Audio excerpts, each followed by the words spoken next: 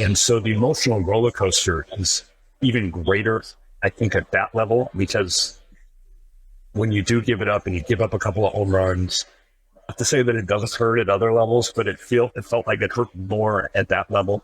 Yes. And then I wrongly started attaching confidence to results.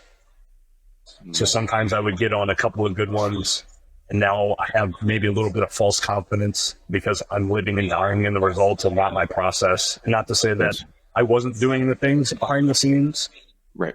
But I think mentally I was more attached to the outcomes versus the inputs.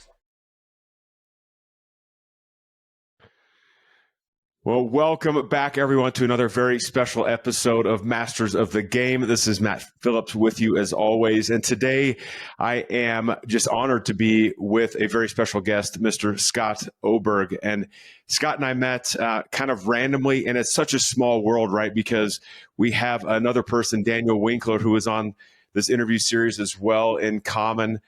Scott and he go way back from the Rockies organization. But let me tell you a little about Scott as he's listening and watching to me talk about this right now. But Scott is actually based out of New Jersey. He retired a little while ago from the Colorado Rockies. He was actually drafted in 2012 by the Rockies, pitched 5 seasons in the big leagues.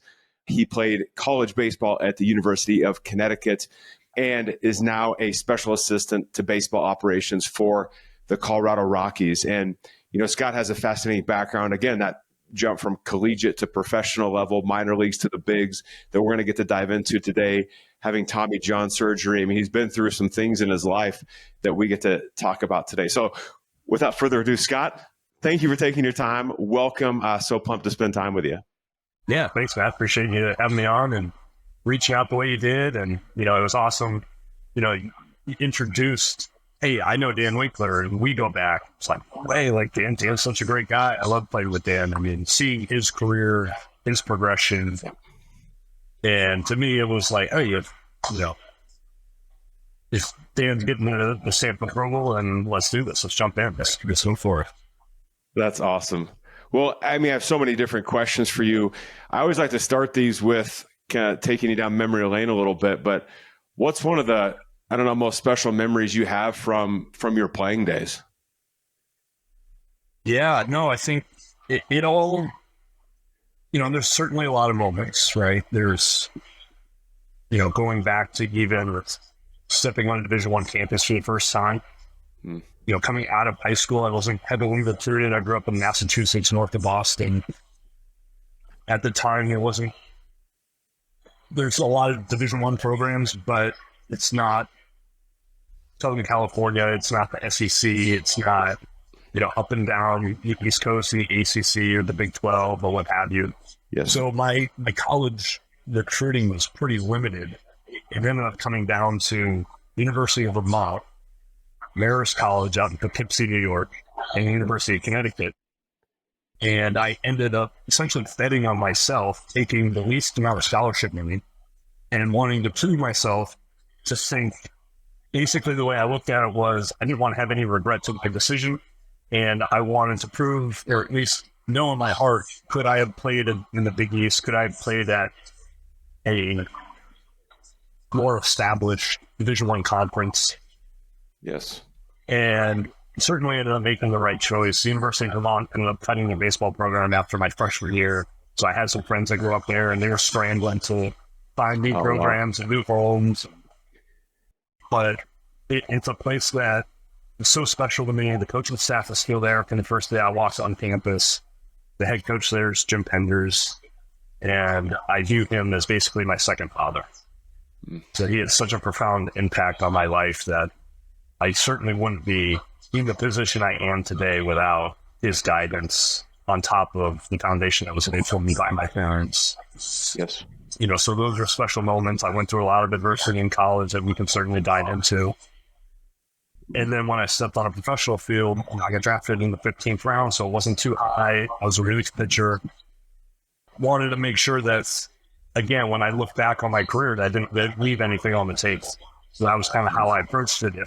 If the door's open or if the door's unlocked, I'm gonna try to bust through this thing and basically make sure I did everything within my own power and control. So that if I don't make it or if I wasn't good enough, I can look back and be like, hey, you did everything you possibly could.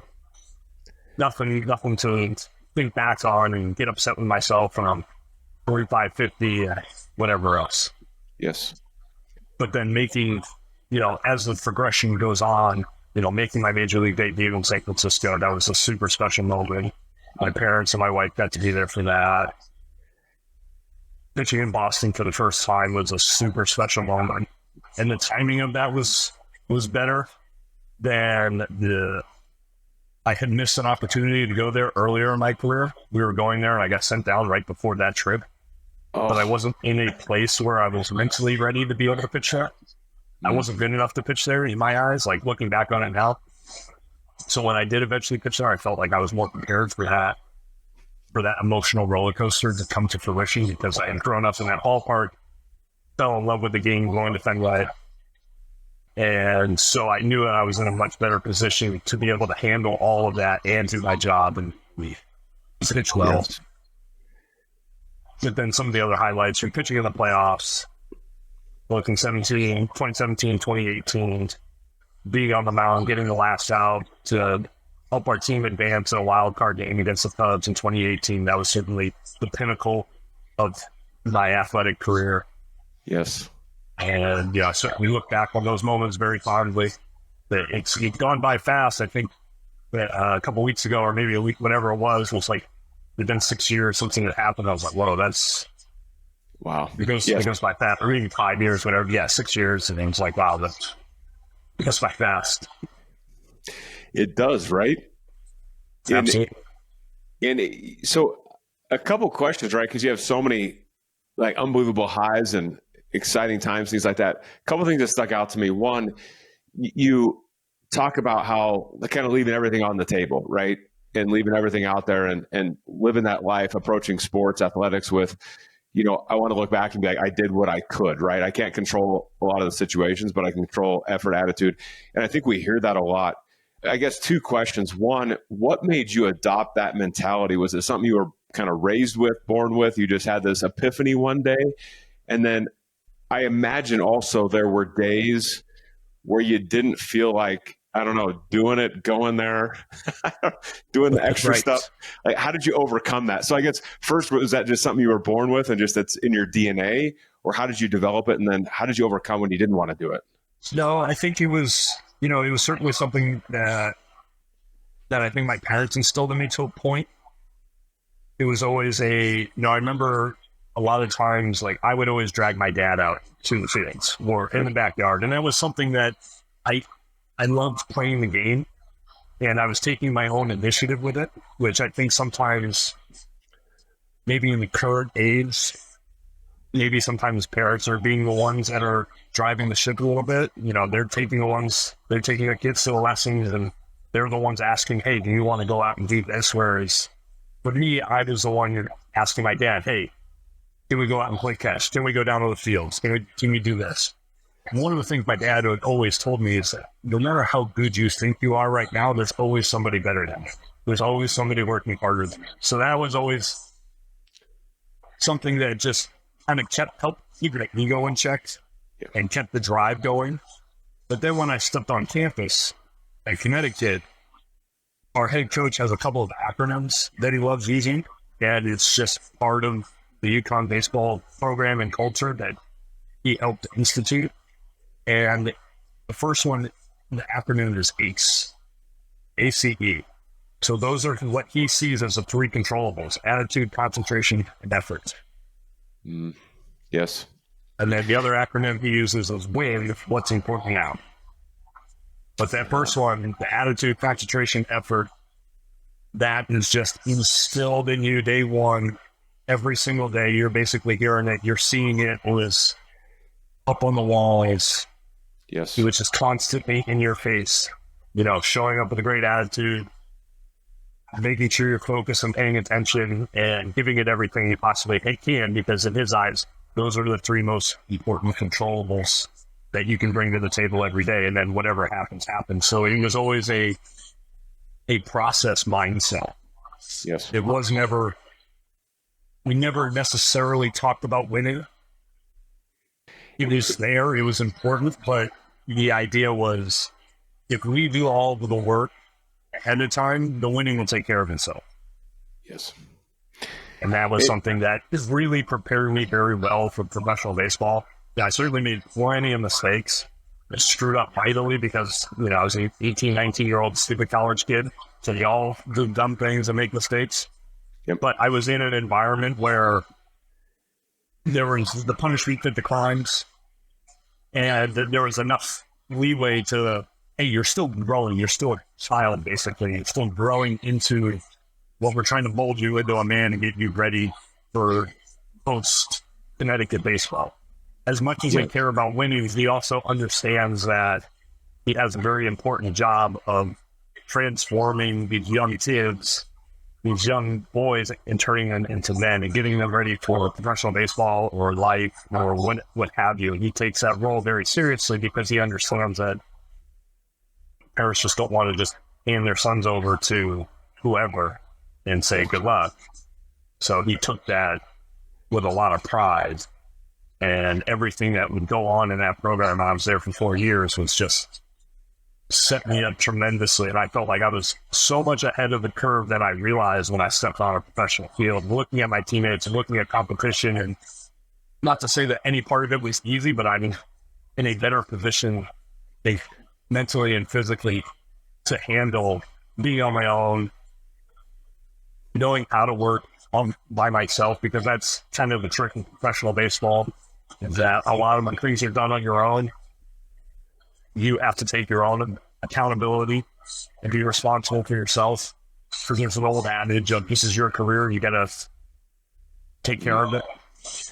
Yes. Not to say that the coaches don't help, not to say that they don't care, but at the end of the day, it's your career, you're the one out there.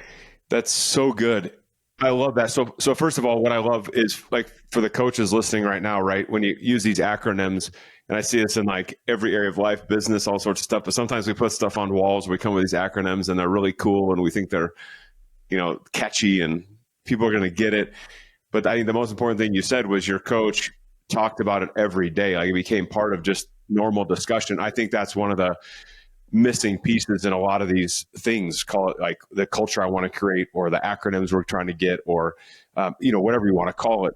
I think that's super important. The other thing I love, Scott, is, and I wonder, it sounds like it started in college for you, but I think there's a critical thing. Well, it started in grade school, actually, for you, by you pulling your dad out to the yard. At the end of the day, like, you get to the professional level, you are right. You own your career. And the initiative you have to take is like, it's on you. And to your point, the coaches care. They got a lot of stuff to do though, right? And so it's highly competitive. So it's like, you have to take that initiative. You have to ask for help. You have to do the work. You have to, and one thing I think I see a lot of high school, even collegiate and sometimes professional athletes deal with is like, they're waiting for someone to help them. They're waiting for somebody to tell them what to do. And I think the earlier you adopt that mindset of like, I own my performance. Doesn't mean I do it by myself, but I've got to be the one doing it. Do you agree, disagree with that? Like, what have you seen with other players you've come across? Yeah, I agree with that a lot. And I think some of the other maybe fallacies that guys accidentally run into is that they've never really failed before. So sometimes they don't know how to work. And sometimes they don't fail until they get to the big leagues. Yep. Or they've never gone through adversity before, so they don't know how to handle that. They don't know what to do. Some guys have always been the best wherever they've been. And it's no fault of their own. But I think once that talent level starts catching up, then it's, okay, what do I have to do? Now you're searching. Now you're looking for the help. Now it's so new. It's so different because you've never been in this environment before. And that was something, again, maybe it was just because of internally, I loved doing the thing, especially at a young age. I had a little pitch back in my backyard, and the times when I would get home from school before my dad would get home from work, I'd be throwing the ball into the pitch back, just creating scenarios and, playing the mind games and doing all that. And I think that just continued to translate as I got older and just made it a little bit easier. And then I didn't answer your second question, but on the days where I didn't feel like doing it, it's hard, right? It's there are a lot of times where that's where the discipline comes into play. And that's where, I really started, I never really liked reading high school or college. And maybe I kind of feel like my own personal dinosaur just because when I got into pro ball, I didn't have an iPhone. I didn't have a smartphone right away. So we're on these long 10, 12-hour bus rides. I needed something to do to pass the time. Yes. So I really started diving into reading, and it was more just for myself. And finally, it's like, I get to pick my own books. This is great. Now I can enjoy reading a little bit. Yes. And early on in my professional career, I started diving in with our mental skills coordinator at the time. And he turned me on to some books, and that just kind of started this whole nother avenue for myself of, between the years might be more important than all the physical side. Yep. And that's when that kind of started. And I tried to use the downtime to create other ways to separate myself. And, one of the big things across all of those books, no matter what the discipline is that they're talking about or subject that the author has, it's, discipline is a very much a recurring theme. So Yes. That's where, I don't feel like doing this today, but if I want to be on the mound pitching, getting the big outs in the right situations, I know the steps I'm taking today, I'm going to see the benefits, the return on the investment, the compound interest is going to be there in the long run. So again, it's that kind of mindset of going back and forth, of staying in the present moment and doing what I need to do.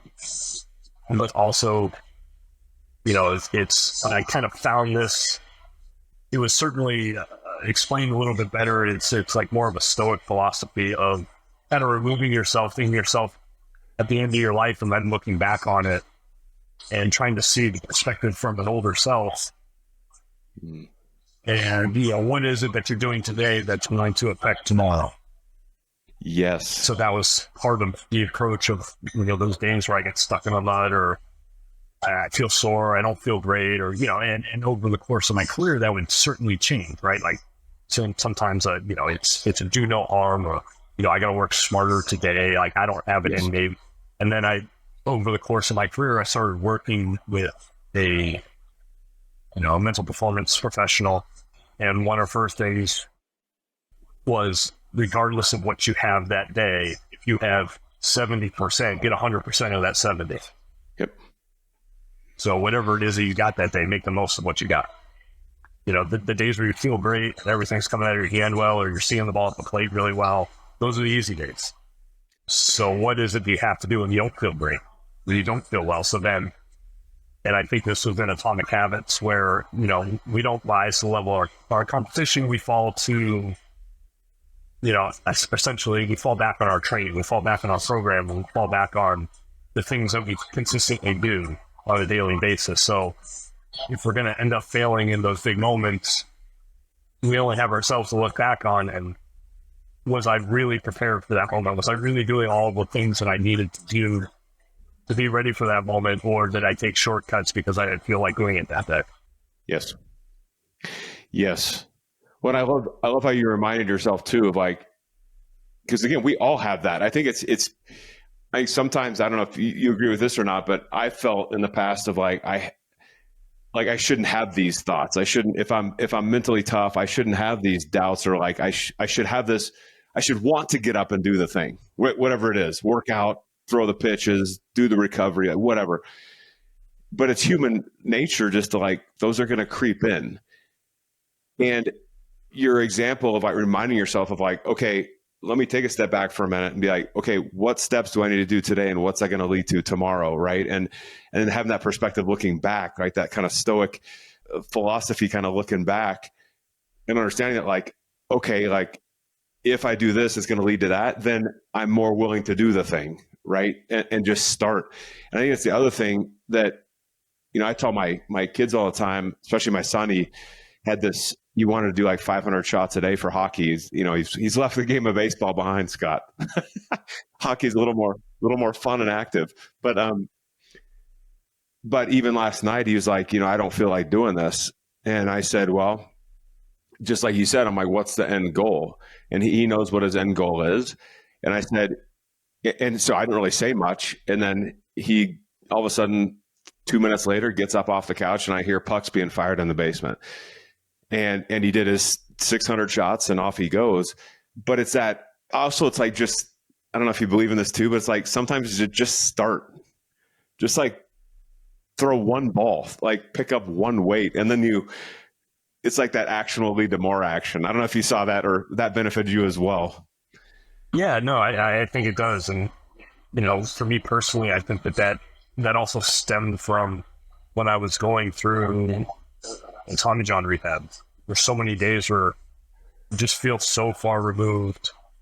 You feel like it's going to take forever to get to where you want to get to, and feel like there's no end in sight. And early on in the process, you're not really doing anything. It's a lot of limited range of motion shoulder activities or whatever it is. And there's plenty of days that you just don't want to do it. But it's, for me, I was, during that time, I was looking at it as, I got hurt in my junior year of college. So it's the worst time to get hurt. And our team was loaded, and we had, the year I was hurt, we had, I think, something ridiculous like 10 or 12 guys got drafted that year because we had a couple of first-round guys and a second-round player on the team. So the scouts were constantly at our game, and I'm sitting there in a sling for my arm, and I'm like, this couldn't have been the year. Yes. But again, looking back on it, I'm glad I went through the discipline of going through the rehab process and going over and getting over the adversity and the whole nine. So it was constantly proving myself, one, that I could do hard things, that I could overcome adversity, that I can do the things that I don't want to do it. And, rightly or wrongly, during my own personal rehab process, a lot of my throwing was done over the summertime, and I was on campus. I had the help mentally of having my roommate also going through the same process. So we were both there together on campus, going through it together. So at least I didn't feel completely alone, but I was also a month ahead of him. Yes. And my throwing program may sound crazy to a lot of people, or, if you're an athletic trainer, close your ears, but I did all of my throwing by myself into a net with a bucket of balls on the field. And it was just, the way that it happened that particular summer, because the trainer couldn't get out there at those particular times to watch me throw and monitor me and everything else. And I got super lucky that I didn't have any setbacks and everything, which I know is rare. And yes, but it was just kind of one of those things where it was just, if this is important to you, you're going to do the thing. Yeah.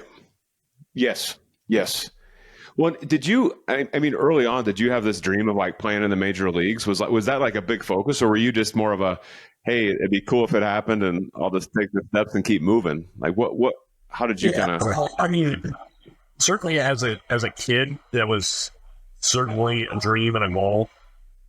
And not to say that it ever really waned at any point, but, at certain points in my collegiate career, it was more of a, before I ended up having Tommy John, I ended up getting diagnosed with psoriatic arthritis, and it affected my feet. So at that point in time, I just wanted to walk without any pain again. It was like a completely different perspective of, if I come back and I'm able to play from this, great. But right now, I just want to be able to walk without any pain in my feet. Yes. And then as soon as I got that under control, then I try to come back too fast to get ready for the season, because I knew it was going to be a special year. I knew there were going to be scouts there or whatever else, and I blow out my elbow. So that kind of full calendar year reset just made it important to me to, hey, I'm going to do all the things that I probably should have been doing before I had this injury. Start doing all the little things, start paying attention to my arm care, start paying attention to my diet, start paying attention to everything that encompasses success on the field. Yep. and I started out, and I had a very good year. So then it started becoming more of a reality when I was talking with scouts and filling out questionnaires and things like that. So then it was, okay, maybe this isn't as much of a pipe dream as maybe I anticipated. Yes. And again, I think that it wasn't necessarily like the ultimate end goal, but it was, again, it felt as if it was more of a byproduct of what it was that I was doing. Yep.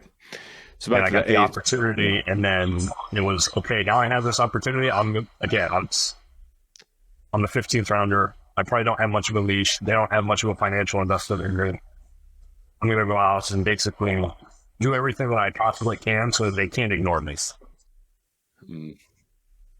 Yep. So it's that old saying, like when they put you in on the field or put you in, it's like make it really hard for them to take you out. Make it impossible for them to take you out. Exactly. Right. Exactly. Yep. And I think that, to your point, right, it's the little things you do every day that stack up on top of each other, that when that opportunity arises, which it will in a lot of cases, that you're ready, you're prepared. You're at least giving yourself the best chance to succeed in that moment. Not guaranteed, but no, exactly. You're ready. And I think I was fortunate, as much as nobody likes to be on the sidelines watching and not being active in the games. It was probably one of the best things for me at the time to just have the game taken away and have the perspective of, how important is this to you? Yes. What do you want to accomplish with this? So when I got to step on a professional field, I had already gone through all of that. I already had that taken away from me, to the point where maybe I didn't know if I was going to be able to play again. I think maybe sometimes because it's not their fault whatsoever, but because they don't have that perspective, I'm just going to keep doing what I've done in the past and it's worked out and go from there. Yes. And then a lot of the college guys, that first year, it's, oh, now I only have to play baseball. I don't have to go to class. I don't have to go to school. There's no bed checks. I have a little bit more freedom. And then it's easy for guys to maybe miss the opportunities in front of their face because they get distracted by more freedom, essentially, of their time, outside of having to be at the field and doing their jobs and things like that. So, maybe it is, having a few late nights or, what have you, or not putting in the work ahead of time, or, you skip a gym session here or there because you don't want to get up in the morning or whatever. And, that eventually ends up coming back to biting those guys later down the road. Yes. So true. Well, and I'm curious, two things. One, when I talk about like mental toughness, right, having a strong mindset, one of the things I always say, right, wrong, or indifferent, one of my beliefs is that I think confidence is foundational to everything, right? So when you're stepping on a mound, when you're stepping up to the plate, when you're walking into that test, like whatever, right? When you're taking that job, like whatever you're doing, I think you have to operate from this place of confidence, right? Even if you're like, I don't know how I'm going to get this guy out, or I don't know what pitch is coming, or like, what job did I just sign up for? Right? It's all different situations. But I think that you have to have this base level of confidence to be like, I've done it before, I can do it again, like to step into it. Sure. I imagine that, you pitching in the major leagues. I didn't, fully look at your stats. I imagine you gave up a home run at least once in your career. Yeah, I was terrible my first couple of years. I got sent down 4 years in a row, and you only get 3 options, so you basically only are allowed to burn an option once a year. But I fell into a special category of not spending enough days down in the minor league 1 year, so I got to retain my option for the next year, and then I got sent back down again. So it was never an easy path. There was never this, if you have the line chart, it's never this linear graph of just going straight up. There was, all kinds of dips and curves and peaks and valleys and the whole nine. And even then, I had to reinvent myself in the midst of my major league career, because the things that I had been doing my entire career were now not working. So I had to completely change my arsenal, essentially. It should become like a new pitcher, essentially.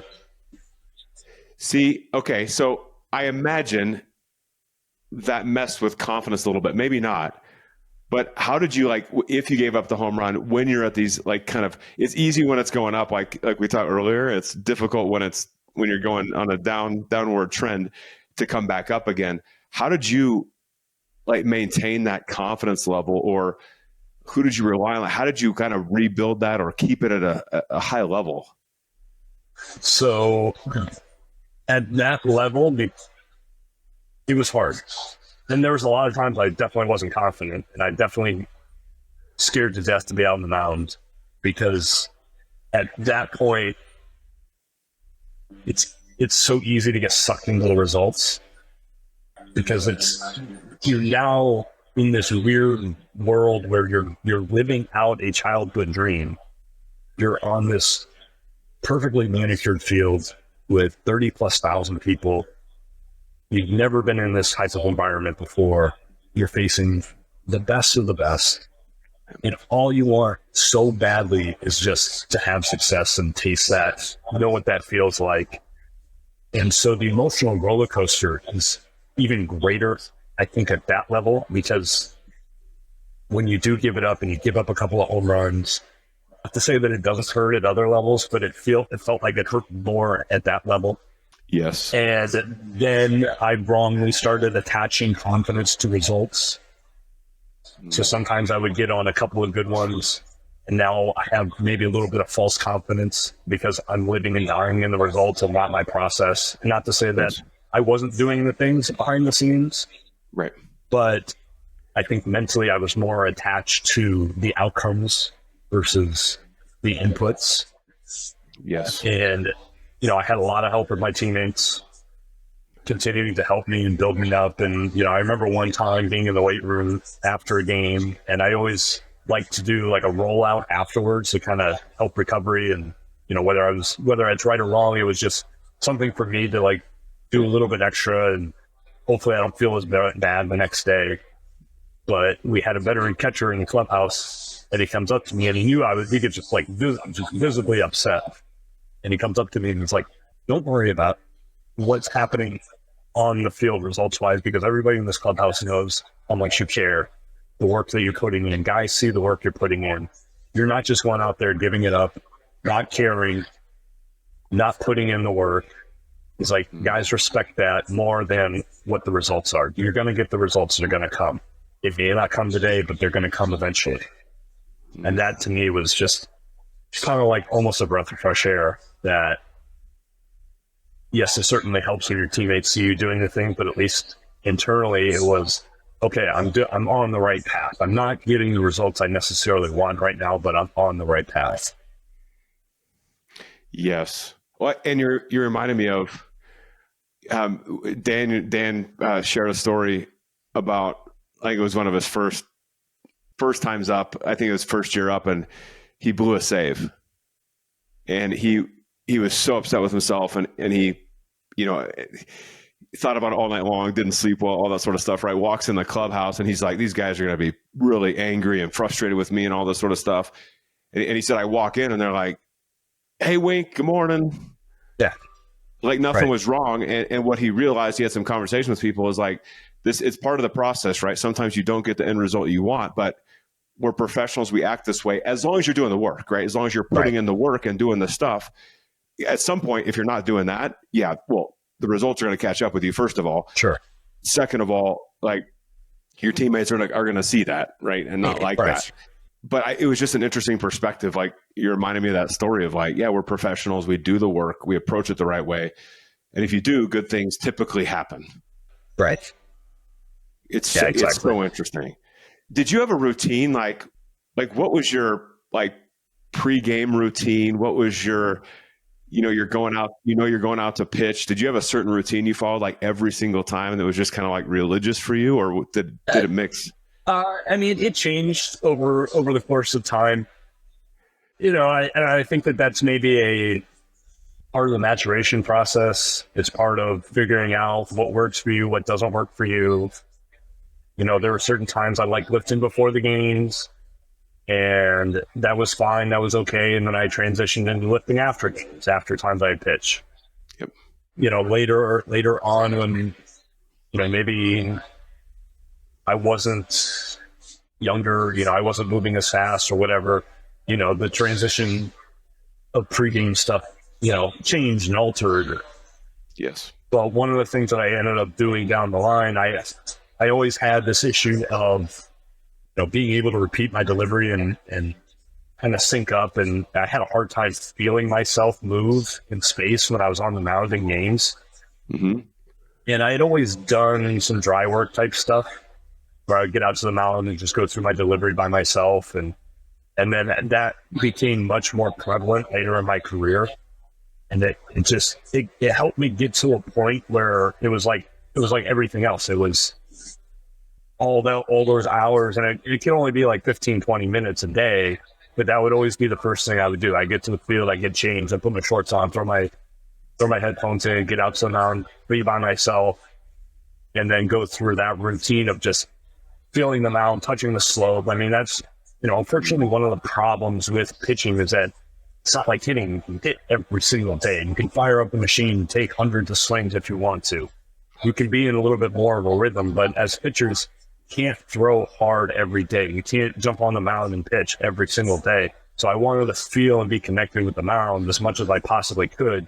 Yep. So a lot of times I would go through these like slow motion type drills, and then that evolved into putting baseballs down behind home plate. So now I'm introducing a visual aspect and understanding like how important what it is that I'm physically seeing when I'm out there, how relevant that is to things. And just going through that process helped me carry that over to the game. So now I'm not thinking mechanically. I'm not thinking about how I'm moving on the mound or trying to think, I need to do this because I worked on it with the coach in this environment. Because if I'm trying to think mechanically and trying to think competitively and get a guy out and think through a situation of what pitch I have to throw and execute, it's just too many thoughts. Yes. So I wanted to eventually eliminate as much of the thinking as I possibly could and only think about what pitch do I need to throw to this particular batter in this particular situation. And then in the midst of it, I will let the ball tell me what I did wrong. I'll try to see the reactions of the hitter. I'll try to see the flight path of the ball. Did it end up where I wanted it to end up? Or did I feel something in my delivery because now I'm so in tune with how I move on the mound because of all the stuff that I've been doing previously on the bullpen mounds by myself. Again, it was taking the career into my own hands of I need to do this every day to feel connected. And then it just got to a point where I would only do it during night games. Day games, I would leave it alone because there's just not enough. There's not enough time, and I didn't want to overwork myself. And then even on those days too, like later in my career, I played catch with a guy that needed to play catch with a football because he threw a cutter, and that was just kind of his natural hand slot. So then I got to a point. I said, "Hey man, like, how about on day games we only play catch with a football? So if we don't get in now." And especially if we have an off day the next day, which typically happens after a day game. Now we maybe can catch 2 days without picking up a baseball. Maybe we can save some bullets for down the line when we need to. And then again, that was just something that kind of happened over time. It was never this, I'm locked into this ritual essentially, and it became, I can't pitch if I didn't do, the one thing at this time, or I didn't eat the right thing. Like, try not to, that sometimes gets a little hairy sometimes because people think routine and it's like, I have to do this thing every single day, and it's so rigid and no flexibility, and something happens and they can't handle it or whatever else. But it just kind of matured and got better and, it became more efficient for me. And that's, I think, at the end of the day, that's where sometimes a lot of trial and error needs to come into play of everybody's going to be a little bit different. Even the pregame or like in the midst of the game, like how I would start moving, like later on in my career would be, okay, I got to make sure I get my hips going. So I do all these, I like moving around and personally, like out in Colorado and Denver, we have like a little storage room down below the bullpen. Like it's a big bullpen, and then there's like a little bench. You can sit up top where the bullpens are, and then they have like a little dugout bench, and then behind the bench there's a storage room. So guys in the past would go ahead and watch the game on the TV and this, that, and the other thing. But I like being out in the environment. I didn't like being surprised by the environment. So I needed to sit in the environment. Like I needed to hear the crowd noise. I wanted to feel the weather and feel what's going on. There might be little things I would do if I needed to get hot right away. I would always know where my glove was. I would have a baseball right on top of my glove so that I could just pick it up, start throwing immediately if I need to be ready in a couple of batters. Yep. All those little intricacies would kind of dictate themselves a little bit, but there was some sort of a warm-up routine, because if I can get my body ready, now mentally I'm going to be in a better place. It's back to just the constant, I think that's where the more of a consistent bulletproof type confidence came from the preparation, more so than the results. Yeah, I could live with the results if I knew the preparation was there. Yes. Good, bad, or indifferent. Yes. And I love the elimination of thoughts too, right? Because, in sports, they say, and I think this is true in every area of life, like you think you're dead, right? If you're thinking like muscles tense and all sorts of stuff happens physiologically, but eliminating some of that stuff. And I like that kind of dry work too, right? Where I don't need a ball in my hand, but I can have my glove on. The thing I like, and this is, I think, super helpful for a lot of athletes, is like when you put yourself like on the mound, like visually, like environmentally, now you see like, this is where I go to work today, right? This is my environment. So you get to see the stands, and some high schoolers are like, my stands are like these little metal things and not big. It doesn't matter. It's like this environmentally, like you're checking out where the dugouts, where the on deck batter's going to be, like, and that takes that out of your head, where now you don't get on there, you're overwhelmed because like, I've never been here before. Like, and exactly. I always like now, like doing what I do now. So I'll give speeches right on stages, and I will get up the day of my speech, or I'll go the night before. And as long as the stage is set up, I will walk into the room and nobody's there, but the whole room's set up. But I will walk on the stage and I will look around, and I actually take a video of it as well on my phone that I can look at later, because I want to like start to feel like this is what the environment looks like. And when I'm looking over here, this is what I'm going to see. And when I'm looking over there, that's what I'm going to see. And It takes the thought out of it, where it's like the day of, it's so hard to be like, okay, now I got to figure this out. Now I got to deal with the fans. Now I got to deal with, like, I didn't expect the on-deck batter to be right there. Like, and what is that third base coach doing creeping up now? Like, this is bugging me. Right.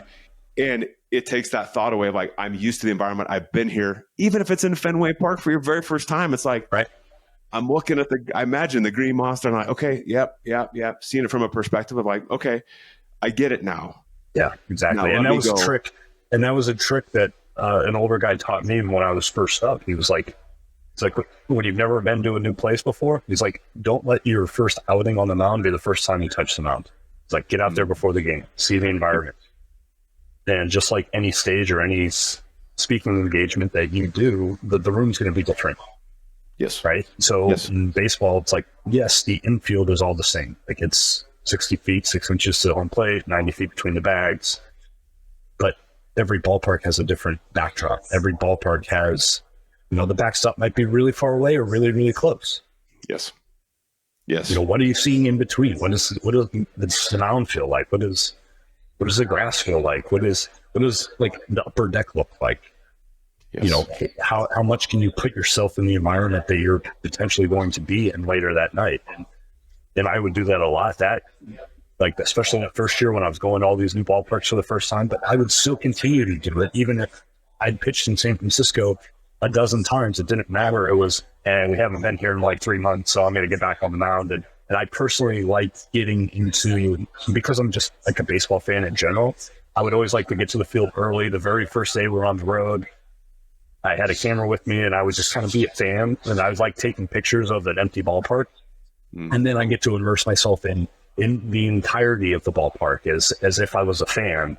And it's so rare that, like, how often do you get to walk into a 30, 40,000 seat stadium when it's completely empty and you have full access and nobody can tell you what to do?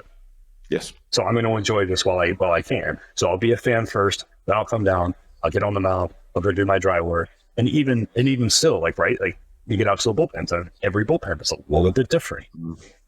The environment's a little bit different. How close is everything? Where is everything? And at the time, San Francisco, the bullpens were on the field. So what does that look like? How does that feel? and there's nothing behind you. Like, you're on the field of play. So if you throw one by the catcher, they got to stop play. They got to pick up the ball. They're looking at you like, what are you doing? But it's just taking in as much of the information as you possibly can so you can essentially eliminate the variables when you get out there in the performance. Yes. And I think for any high school, collegiate, pro athlete listening right now, right, and coaches too, listening with your players, it doesn't matter the sport. I know we're talking specific baseball right now, but this applies to every sport. Sure. It's put yourself in that and put your players in that environment. Don't be afraid to, like, if I'm a college kid, if I'm a high school kid, like, walk out to the mound and maybe you have to get there a little bit earlier, but walk out and, like, stand on the mound and look like, this is where I'm throwing today. This is what it's going to look like, feel like. Okay. And then it could be 60 seconds you're out there, and then now walk off and do it. Batters, it's like, walk up to the plate and stand in the box. Right. Like, what does the batter's eye look like? Or just what does the backdrop look like? What does the dirt feel like? Yes. That way you're not surprised when you get in there for the first time. Yes. Now you're dealing with that. You're like, this is too soft, or this is really hard. Like, I wasn't used to this. I wasn't expecting this. And then your thoughts get consumed with that and not on what it is that you need to do in that moment. Yes. Well, same thing of, like, if you're talking volleyball, I have two girls who play volleyball, right? Sure. And same thing of, like, you go to these massive tournaments. Well, the visual is going to be completely different if I'm at my home gym versus this massive tournament in this convention center.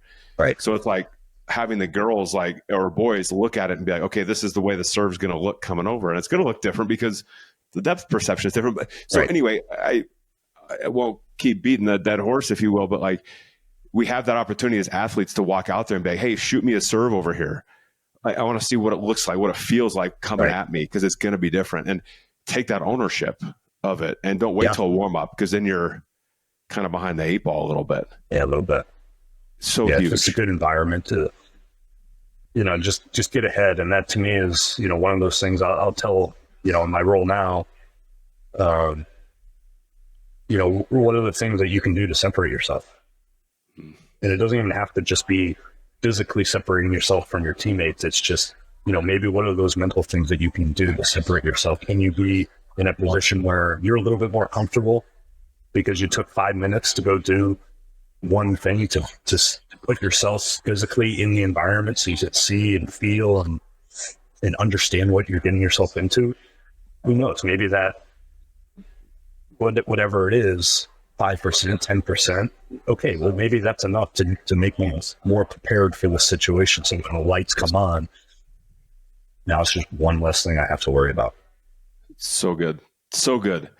And I think the thing too is, I love asking like leaders, especially this question, but I'll ask leaders, and I believe every athlete is a leader, or can be a leader, right? Every coach is a leader, things like that. But are you a ask for permission or beg for forgiveness type leader? And I was like asking that question because end of the day, if we are in charge of our performance, then I believe we have to shift that most of our things can be kind of beg for forgiveness. Now, as long as they're ethical and things like that, right? So let's not cross the ethical bound, but it's, if you want to go stand on the mound, go stand on the mound. And you might be like, well, I don't know if I can do that. Well, go do and see. What's the worst thing they're going to do? Like tell you to get off the mound? Okay. Right. And you tell them why I'm doing it. Just taking some time to, get used to the environment, stuff like that. And they're like, oh, okay, I get it. Right. And I think sometimes we hold back. I hold back. This is my personal stuff now, Scott, right? It's like, well, I don't know if I can do that. Well, you don't know till you do it, right? And that's gives that comfort, that mental side, I think is huge. Exactly. One, last question I want to ask you, and we've talked about so many things, right, so far. So it could be, repeating some of those things, Scott. But, I'm a high school athlete looking to get to college. I'm the college athlete looking to get to the pros. I'm sitting in the minor leagues, and I'm trying to get to the major stuff like that. What advice would you give these athletes to be different and position themselves to ultimately have a chance to make that happen? Yeah, I think that sometimes is a tricky question. It's all certainly individually based, but I think, having at least going about it and asking yourself, how important is this to me? Almost doing an internal audit of, are the things I'm doing potentially going to put me in a position to succeed? If I'm not getting the reps that I think I should, maybe that's a situation where you end up having a conversation with the coach, and just it certainly can't come from a position of entitlement or malice, but it's just, hey, what do I need to do to be in a position to get more opportunities? Yep. Sometimes those guys have to work harder, but I think just continuously doing the work and diving into the preparation, and the nice thing with the way things are now is that there's so much information available, and sometimes it's easy to get sucked down a rabbit hole and you end up going down maybe paths that don't fit or don't work. But I think if you're just continuously curious and continuously putting in work, continuously thinking about what it is that you want to do, and trying to hit it from as many angles as you possibly can, from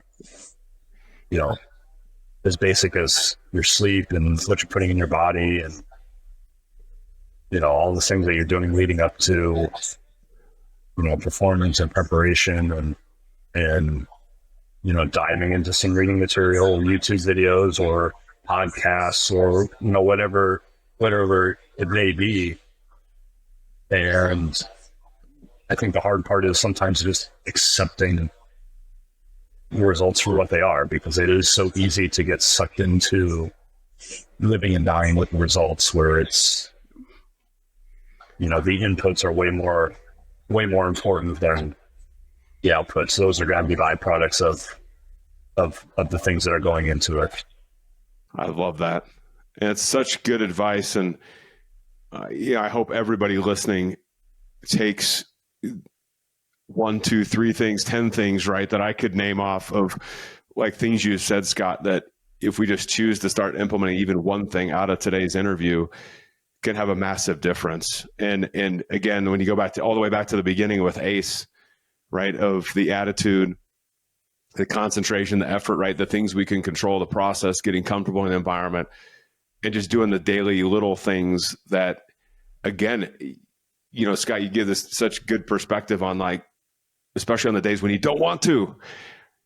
Like, nice. We, if nothing else, think of Scott's doing it, right? That I'm doing it, that there's other athletes out there doing it, right? And even though you make a little tribe or a little team with people you don't know, right? If you need to do that, like whatever, right. Or just get rolling. Like, there's this just gems. So, Scott, I can't thank you enough for like carving out your time today. And I know you're in your new role. You are in Arizona as we speak right now, away from home, away from your wife and daughter, and doing your thing, right, and helping these baseball players be successful, and the Rockies organization be successful. And I just can't thank you enough for taking the time today. Yeah, thank you, Matt. I had a lot of fun with this.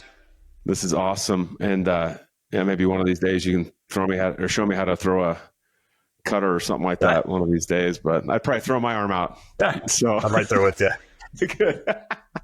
We'll do it with our left hands or something like that. But, that's right. No, this is great. But everyone watching, listening today, I just can't thank you enough for spending your time with Scott and I as well, learning, growing. Listen, it's like Scott said, right? The books we read, the podcasts we listen to, the interviews we watch, it's just learning from people who've been through it before. And you take one thing, implement it, the sky's the limit. I truly believe that. So thank you for your time. Share this with your family and friends. And hey, we'll see you next week on the next interview. Thanks so much.